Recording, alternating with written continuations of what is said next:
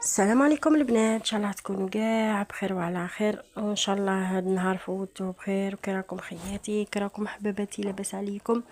اليوم شاركت معكم هذا الفطور الخفيف اللي راني رايحه نفطر عند اختي، ودرت حاجه خفيفه ديتها معايا. درت كغاتا ودرت بوراك.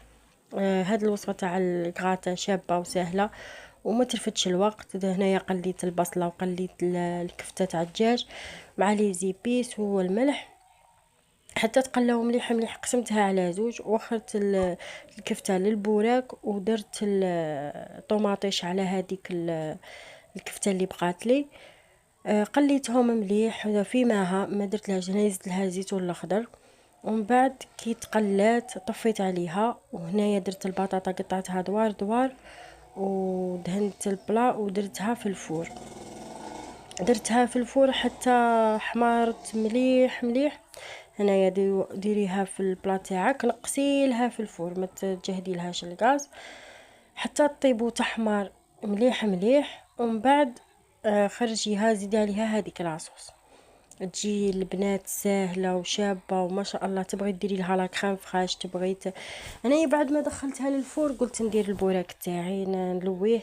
ما قليتهش في الدار حتى رحت عندها وقليته. شوفوا البنات، واحد الوصفه ما نحكيلكش، روعه تاع هذيك الكغاتا. هنايا البوراك كيما كاع الناس يديروه كيما تعرفوا بالفرماج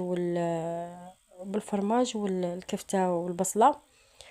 وهذه هي البنات، وان شاء الله تعجبكم. ان شاء الله كنت خفيفه عليكم، وما تبخلوش علينا بلايك واشتراك. المهم البنات، هنايا بعد ما كملت البوراك هنايا درته كاع ولويته، خليته اكوتي، ما قليتهش حتى رحت عند اختي وقليته.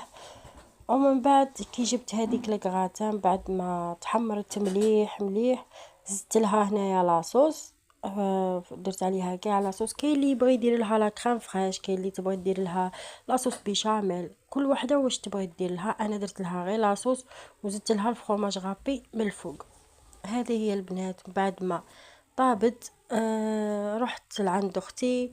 وان شاء الله كنت خفيفه عليكم، وما تنساوش ديروا لنا جيم وديروا لنا اشتراك وديروا تفعيل الجرس. ومع السلامه في الفيديو القادم ان شاء الله.